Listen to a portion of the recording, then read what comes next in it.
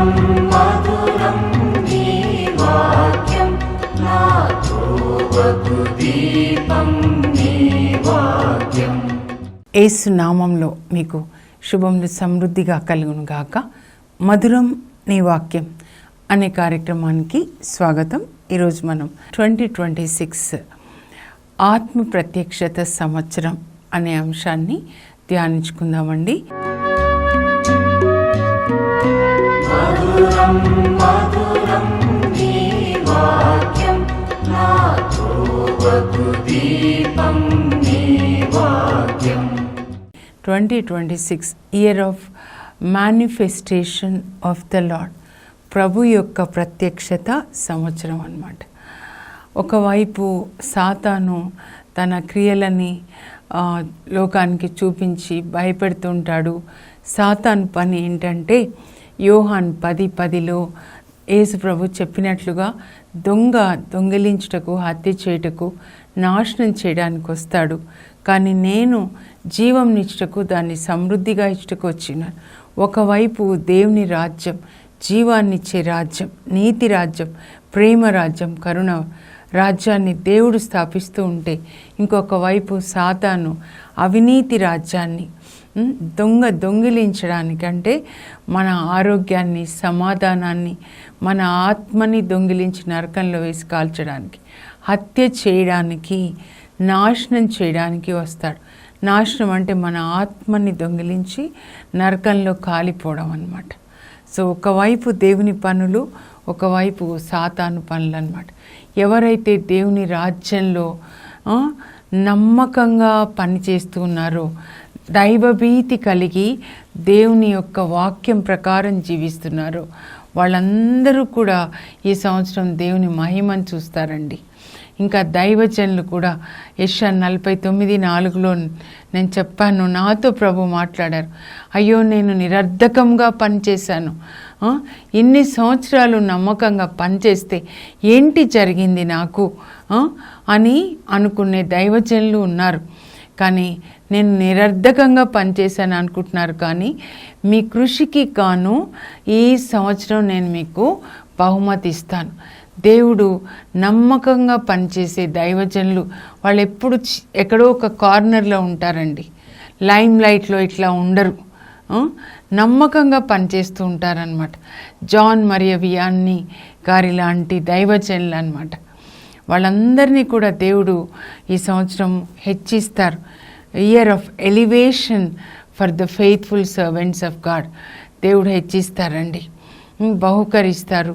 దైవజనుల కుటుంబాలని, వాళ్ళ పిల్లల్ని కాపాడుతారు. అలాగే 2వ రాజుల గ్రంథంలో 6:17 అండి, ఎలీషా చుట్టూ దేవుడు పరలోకం నుంచి అగ్ని రథాలని పంపించి ఎలీషాని కాపలా కాస్తాడంటే రక్షణ ఇస్తాడనమాట. ప్రొటెక్షన్, గాడ్స్ స్పెషల్ ప్రొటెక్షన్ అనమాట.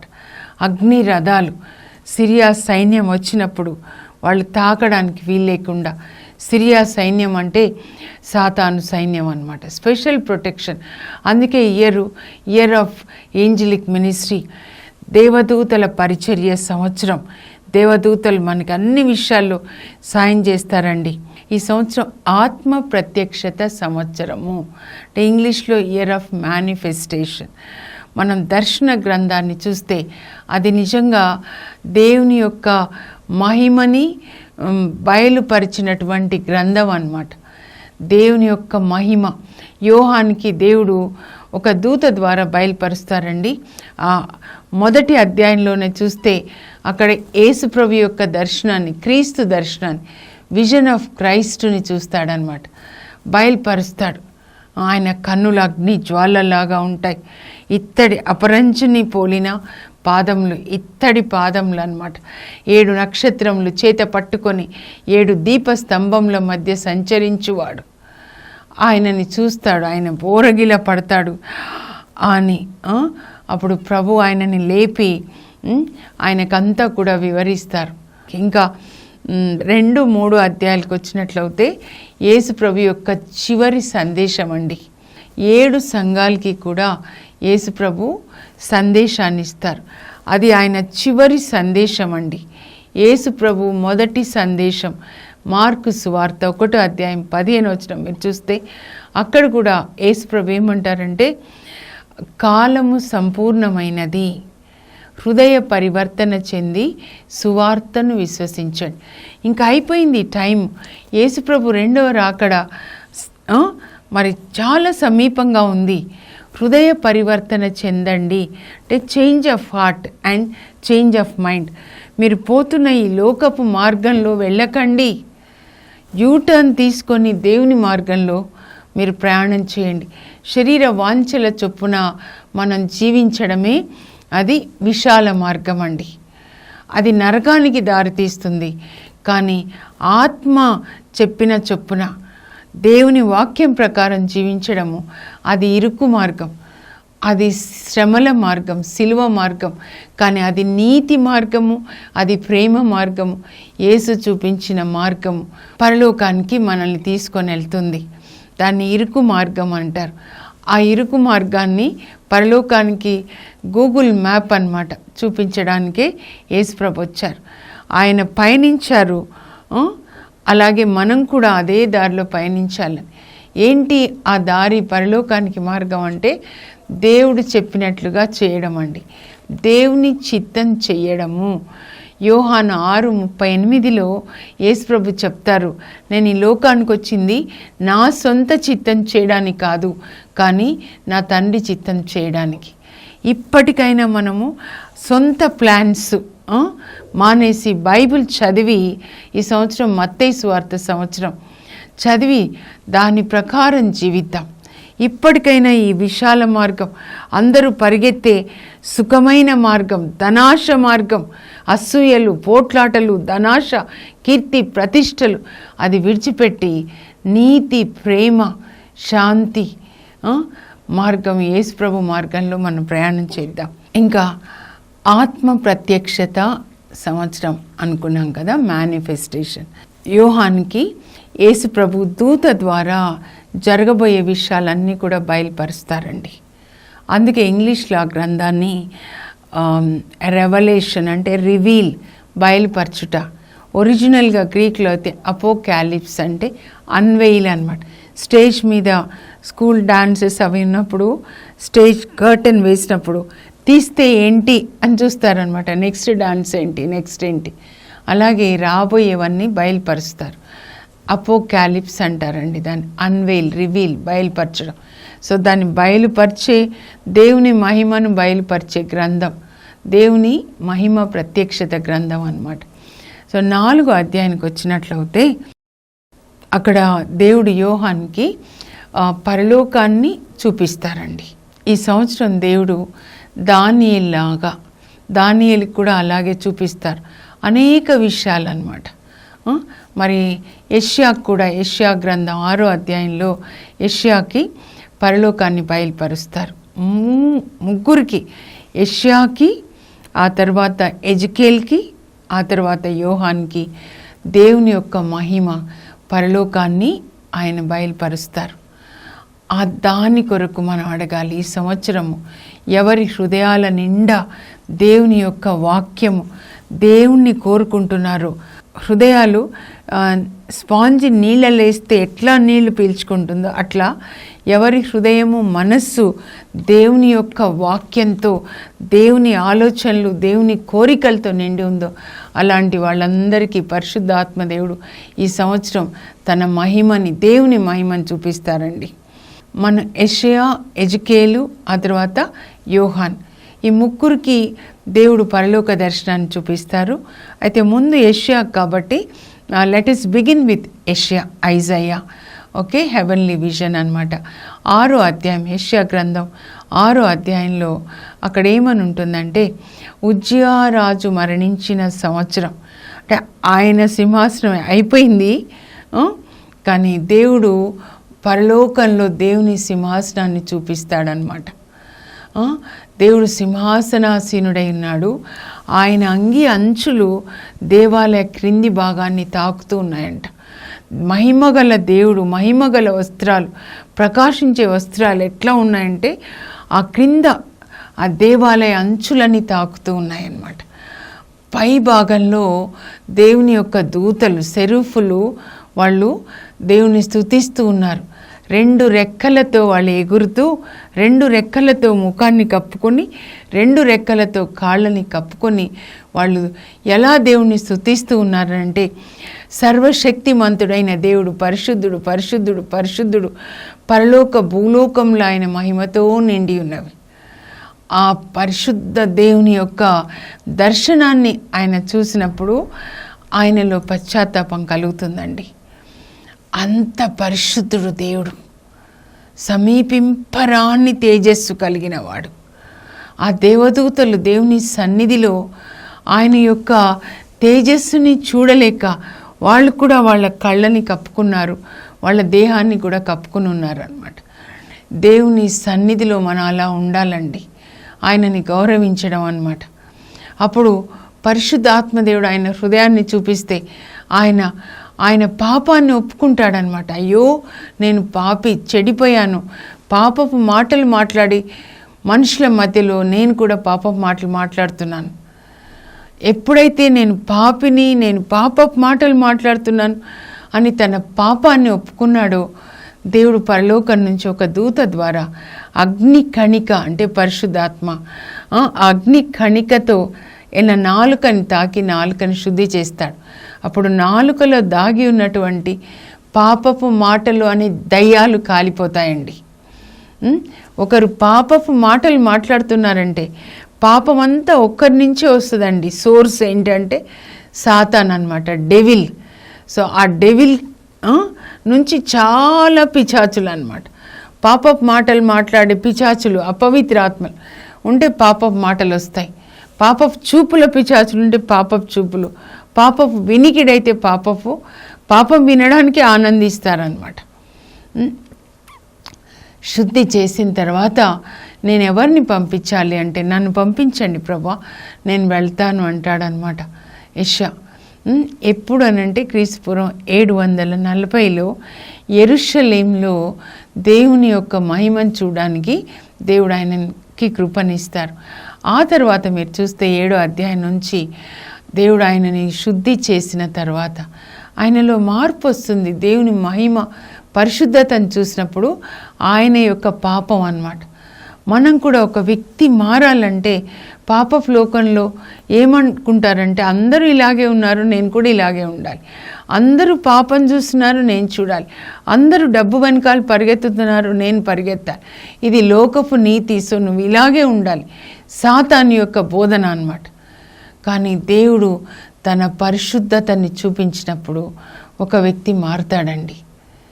యెషయాకి ఇచ్చిన కృప దేవుడు మన పిల్లలకి మనకి దయచేదురుగా. ఆయన ఎంత పరిశుద్ధుడో, ఆ పరిశుద్ధుని యొక్క సన్నిధిలోనికి మనం చేరాలంటే ఈ పాపంతో ఆ పరిశుద్ధుని సన్నిధికి చేరగలుగుతామా? ఆయన రక్తంలో మనల్ని కడుక్కోవాలి. యేసు వాక్యం మనల్ని శుద్ధి చేస్తుంది. యేసు ప్రభు చెప్తారు యోహాన్ 15:3లో, నేను మీతో చెప్పిన మాటల వల్ల మీరు శుద్ధులైతిరి. నీరు అనే మాటకి బైబిల్ గ్రంథంలో యోర్దాన్ నది అంటే దేవుని వాక్యం అండి. ఈ వాక్యంతో, యేసు రక్తంతో పరిశుద్ధ ఆత్మ మనల్ని శుద్ధి చేస్తూ ఉంటాడనమాట. మొదటిది యెషయా అయిపోయింది కదండి. ఇప్పుడు ఎజెకియేల్ గ్రంథానికి వస్తే, ఎజెకియేల్ ఎక్కడ ఉంటాడంటే క్రీస్తుపూర్వం 598లో నెబుకద్నెజర్ రాజు సెకండ్ బ్యాచ్ అన్నమాట, 2వ జట్టుగా మళ్ళా యూదులను తీసుకెళ్తాడండి. అందులో ఎజెకియేల్ ఉంటాడు, మోర్దెకాయి కూడా. క్రీస్తుపూర్వం 598. అక్కడ వెళ్ళిన తర్వాత ఎజెకియేల్ని దేవుడు ఎక్కడ ఉంచుతారంటే కేబారు నది ఒడ్డున అన్నమాట. బాబిలోనియాలో ఒక నది ఉంటుందండి, నది పేరు కేబార్ నది. కేబారు నది ఒడ్డున ఆయన తీసుకెళ్ళిన యూదులందరినీ ఉంచుతాడనమాట. వాళ్ళని ప్రవాసులు అంటారు, ప్రవాసానికి తీసుకెళ్తాడు. ఈ ప్రవాసుల దగ్గర ఎజెకియేల్ ఉంచుతాడనమాట దేవుడు. తీసుకెళ్ళినప్పుడు ఆయన వయసు 25. ఆయన యాజకుని కుమారుడు, బూసి వాళ్ళ నాన్న పేరు, యాజకుడు అనమాట. కాబట్టి ఇక్కడ యెరూషలేంలో ఉన్నప్పుడు మరి యాజకునిగా ఆయన ఆ దేవాలయంలోనే పెరుగుతాడు. ఇప్పుడు అక్కడికి వెళ్ళిన తర్వాత ఆ ప్రజలతో కలిసి ఉంటున్నాడు, ప్రవాసులతో బాబిలోనియాలో కేబారు నది చెంత. అక్కడికి వెళ్ళిన 5 సంవత్సరాల తర్వాత, అంటే క్రీస్తుపూర్వం 593లో అకస్మాత్తుగా దేవుడు ఆయనకి పరలోక దర్శనాన్ని చూపిస్తాడండి. అసలు ఆ వర్ణన ఎట్లా ఉంటుందంటే, ఎజెకియెల్ గ్రంథం నాకెందుకు ముందు సరిగా అర్థం కాలేదంటే, ఇప్పటికి కూడా అబ్బా పరలోక దర్శనము కెరూబులు అనమాట. అక్కడ యెషయా గ్రంథంలో సెరూబులు అంటారు వాళ్ళని, వీళ్ళేమో దేవదూతలు, వీళ్ళేమో కెరూబులు అనమాట, చెరూబిం అంటారు. ఈ కెరూబుల మీద సింహాసనాసీనుడై ఉంటాడనమాట దేవుడు. అదే రాస్తాడు 80వ కీర్తనలో కూడా, దావీదు కూడా చూస్తాడు, కెరూబుల మీద ఆసీనుడై ఉన్నవాడా, ఇజ్రాయేలు కాపరి, మమ్మల్ని జ్ఞాపకం చేసుకో, రిస్టోర్ అస్ టువర్డ్స్ యూ. మా హృదయాలు ఎప్పుడూ లోకం వెనకాల వెళ్తున్నాయి, but turn us towards you. మా హృదయాలు మీ వైపుకి మార్చుకో ప్రభా, తిప్పుకో ప్రభా అని అంటాడనమాట. కెరూబుల వర్ణన ఎట్లా ఉంటుంది అంటే చాలా కాంప్లికేటెడ్గా ఉంటుందండి. ఒక్కొక్క దేవదూతకి 4 తలలు ఉంటాయన్నమాట. ఒకటి సింహం తల, ఒకటి మనిషి తల, ఒకటి ఆవుదూడలాగా, ఇంకొకటి పక్షిరాజు, ఇంకా అన్ని కన్నులు నిండా కన్నులు అనమాట. తర్వాత చక్రాలు ఉంటాయి. ఈ కెరూబుల మీద దేవుడు మరి సింహాసనం మీద ఆసీనుడై ఉంటాడు. నరాకృతి కలవాడంటే యేసుప్రభు అనమాట. యేసుప్రభు మహిమని బాబిలోనియాలో క్రీస్తుపూర్వం 593లో ఎజెకియెల్ చూస్తాడండి, దేవుడు బయలుపరుస్తారు. ఎలా ఉంటుందంటే, ఎజెకియెల్ గ్రంథం 1వ అధ్యాయం 4 నుంచి మీరు చదివితే, అకస్మాత్తుగా ఉత్తర దిక్కు నుంచి తుఫాన్ వస్తుంది. ఆ తుఫాన్ని చూస్తాడు ఆయన, దర్శనం అన్నమాట. ఆ తుఫాన్లో నుంచి పెద్ద మేఘం అన్నమాట. ఆ మేఘంలో నుంచి మెరుపులు, ఉరుములు, అంటే దేవుని యొక్క మ్యాజెస్టీ, వైభవం అన్నమాట. ఉరుములు, మెరుపులు దేవుని సన్నిధికి గుర్తుగా ఉంటుందన్నమాట. అలా చూస్తూ ఉంటే ఇంకా కెరూబులు, దేవదూతలు, ఒక్కొక్క దేవదూతకి 4 ముఖాలు ఉన్నాయి, చక్రాలు ఉన్నాయి, ఆ తర్వాత వింగ్స్ ఉన్నాయి అన్నమాట, రెక్కలు ఉన్నాయి. అవి ఇలా, ఆ చక్రాలు ఉన్నాయి కదా, ఇలా ఇలా వెళ్తూ ఉన్నాయన్నమాట. దాని మీద, ఆ కెరూబుల మీద, సింహాసనం మీద ఎవరో ఒక వ్యక్తి, నరాకృతి కలిగిన వ్యక్తిని ఆయన చూస్తాడు. ఎవరు అనంటే యేసు ప్రభు దేవుని మహిమను చూస్తాడండి. ఆ మహిమని బయలుపరుస్తాడనమాట. అయితే ఆ మహిమ ఆయన దర్శనంలో చూసిన మహిమ, మీరు ఇంకా అక్కడ 10వ అధ్యాయం వరకు వెళ్తే, యెరూషలేం దేవాలయం నుంచి ఆ మహిమ దేవాలయాన్ని వీడి మెల్లమెల్లగా వెళ్ళిపోతుందన్నమాట. మన జీవితాల్లో కూడా అలాగే అవుతుందా? దేవుని మహిమ వెళ్ళిపోయి సాతాను, చీకటి, ధనాశ, తిండిపోతనము ఇలాంటివి మనం చుట్టుకుంటున్నాయా? మనం ఎక్కడి నుంచి ఎక్కడికి పడిపోతున్నామో మనల్ని మనం ఒక్కొక్కసారి పరిశీలించుకోవాలండి. ఆ దేవుని మహిమను చూస్తాడనమాట. ఈ సంవత్సరం దేవుడు అలాంటి మహిమ మనకు కూడా, మన యవ్వనస్తులకి, మనకి చూపిస్తాడు. You long for it. Go on read the Bible, go on read the Bible. Bible చదివి చదివి చదివి ధ్యానిస్తూ పడుకోండి. దానియేలుకి ఎట్లా చూపించాడు, ఎజెకియెల్కి ఎట్లా చూపించాడు, యెషయాకి ఎట్లా చూపించాడు, యోహాన్కి ఎట్లా చూపించాడు, మనకు కూడా చూపిస్తాడు. ఇంకా ఎజెకియెల్ 3వ అధ్యాయానికి వచ్చినట్లయితే నాకు చాలా ఇష్టం అండి, చాలా చాలా ఇష్టం అన్నమాట. ఇది 2వ దర్శనం. మొదటి దర్శనం ప్రభు సింహాసనాన్ని గురించిన దర్శనం. మీరు ఒక్కసారి ఎజెకియెల్ గ్రంథం చదవడానికి ప్రయత్నం చేయండి. ఇది అర్థం చేసుకోనండి, పరిశుద్ధాత్మని అడగండి. ప్రభా, ఎజెకియెల్ గ్రంథంలో ఎజెకియెల్కి మీరు మీ మహిమను చూపించారు, మీ సింహాసనాన్ని చూపించారు, కెరూబులు అనే దేవదూతల మీద మీరు ఆసీనుడై ఉన్నారు, అదంతా చూపించారు, నాకు చూపించండి. ఇలాంటి కోరిక అండి కలిగి ఉండాలి. మీరు నిజంగా ఆశీర్వదించబడిన వాళ్ళైతే దేవుణ్ణి ఇది అడగండి, దేవుడు మీకు ఇస్తారు. అసలైన ఆశీర్వాదము దర్శనాల రూపంలో దేవుడు మనతో మాట్లాడడం, కళల ద్వారా మనతో మాట్లాడడం అన్నమాట.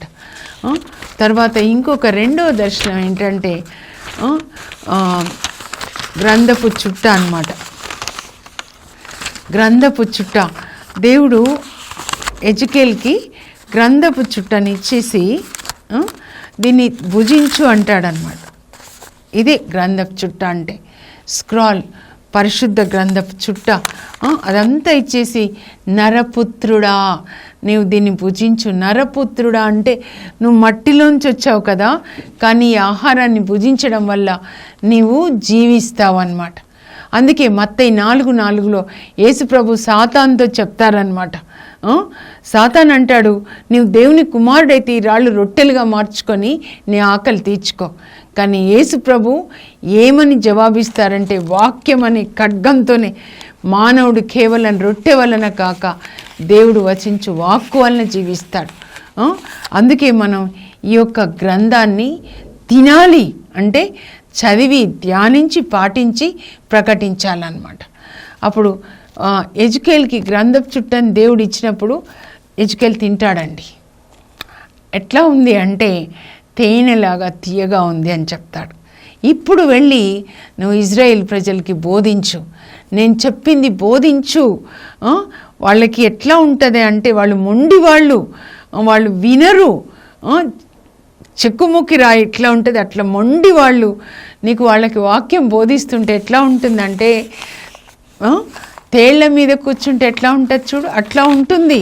అయినా సరే నేను చెప్పమన్న వాక్యం నువ్వు వాళ్ళతో చెప్పు.